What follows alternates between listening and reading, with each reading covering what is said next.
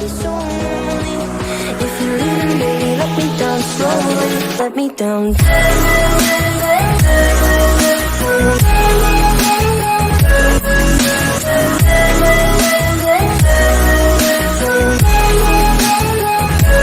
Let me down.